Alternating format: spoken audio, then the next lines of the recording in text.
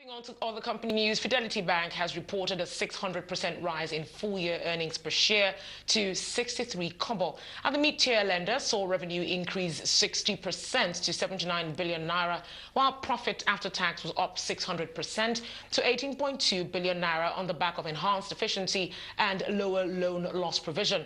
Now, a dividend of 21 kobo per share has been proposed.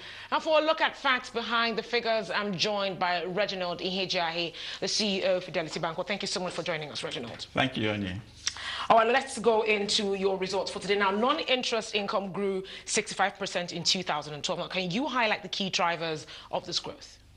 Well, basically, you will see that we recruited many more new customers.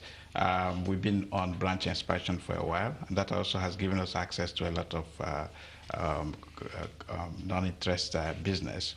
We also have been very efficient in the management of our balance sheet in 2012, especially our hard currency balance sheet. So it's just a plethora of a lot of things that have been able to contribute to this, and we expect this to continue in 2013. All right, now positive outlook you have there. Now, how much growth do you anticipate in non-interest income in 2013? I mean, considering the central bank's new policy to cap cash on commission. Well, the thing about the cap is actually for a bank like us, average commission on turnover we have been charging is actually well below 3%, 3 per mil. So this change in the rule actually is not going to have the kind of impact that probably an outsider would be expecting. On the contrary, we want to continue to grow customer headcount, and we want to continue to grow activity in terms of market share for the customers we have. We think this will pass through as, again, further increase in non-interest income in 2013. Now, is the bank proposing to pay a dividend on this result? Yes. We have proposed to pay a dividend of 21 kobo per share. And it gives you, at current prices, a yield of close to 7%, which is very good in the market space today. I also want to point out that for the past 10 years, Fidelity has always paid dividends every year. And I think that's also part of why you're seeing the kind of activity on our stock. It's a very liquid stock, highly tradable. And that's the way we've positioned it these past 10 years. All right. Well, describe your approach to lending to SMEs. I mean, how much, did your loan book to SMEs grow in 2012, and what's your growth projection for 2013? It's going to be, I'm personally anticipating a very interesting answer from you right now, knowing that, the SMEs, it's been a general complaint about, access to loans from bank. But what's Fidelity Bank's stance on that? Well, that's a general complaint in the industry, but for us, we take a long-term view. We think 2013 going forward with the development in electricity, especially, which is a key issue if you're trying to start a small business. Yeah. You don't want to provide your own power from day one. We think with also better advisory service and better selection of the kind of SMEs you want to support, because partner involvement is very key. We think that there's this opportunity in that space to grow SME. We're doing some interesting things at 2 levels. At the really micro level, they're going to be managed out of our branches. At the more senior level, if we will call it that way, we're working hard on various value chains. But the first thing we do for SMEs is actually to give them advisory.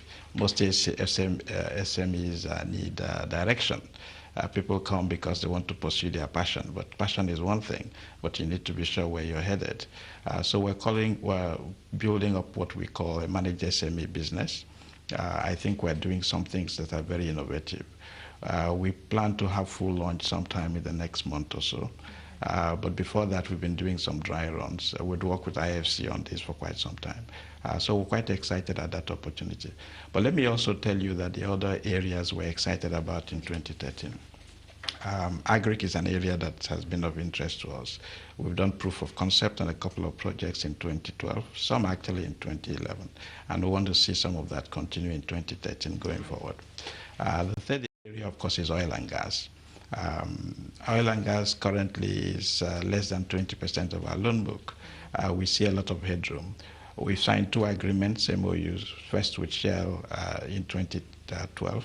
And then recently with SNEPCO, actually last week, which is part of Shell, but a different segment of its business. Now, what that will introduce is going to give us access to contractors who work for these two entities. It's also going to help us fast forward a lot of the ambition that you see about the local content policy. And it's going to be a sizable contribution to our business towards, I think, the second or third quarter of 2013, and then more possibly, I think, in 2014. Right. So that's another area of interest to us. Well, I guess that's something we'll be looking forward to. Now, the bank's cost of funds has risen from 3.4% to 5.9%. Now, that's a situation attributed to the tight monetary policy environment. Now, assuming that the MPC maintains this policy stance, how do you see your cost of funds changing in 2013? In 2013, we're actually forecasting a diminution in cost of funds because, again, we've been having an aggressive promo running on savings, which is going very, very well. We have ambitions for the size of the savings book we want to see by end of 2013. So this will going to pass through and express itself in lower cost of funds for Fidelity. But every day we are broadening the nature of our business. And I think we're also working very hard on the service side. We're doing very interesting things on service side. So we're not too much concerned as to what the impact will be in terms of tight monetary policy in 2013. We're actually looking at a reduction in cost of funds. Right now. So what are your targets for loan and deposit growth for 2013? If you see what we did in 2012, loans grew roughly a little over 20%. Deposits were well ahead of loans by 27%.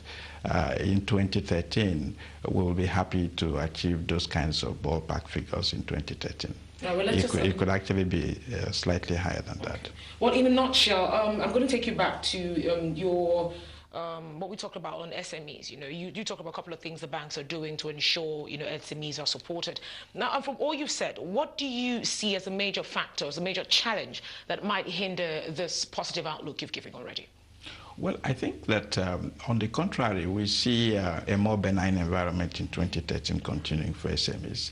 I've mentioned changes in electricity, which is very important for SMEs. I think access to capital will improve for SMEs in 2013.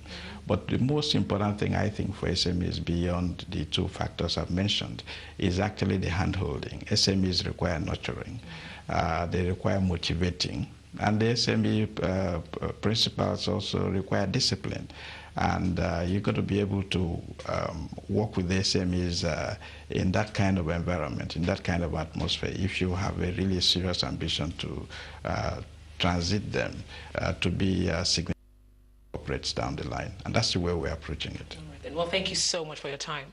Thank you. I've been speaking with the CEO of Fidelity Bank, Reginald Ihijiahe. Well, after the break, we'll be looking at industrialization and steel exportation in Nigeria with Vasily Babaropoulos, the MD, Nigerian Foundries and Chairman Manlock Group. Do stay with us.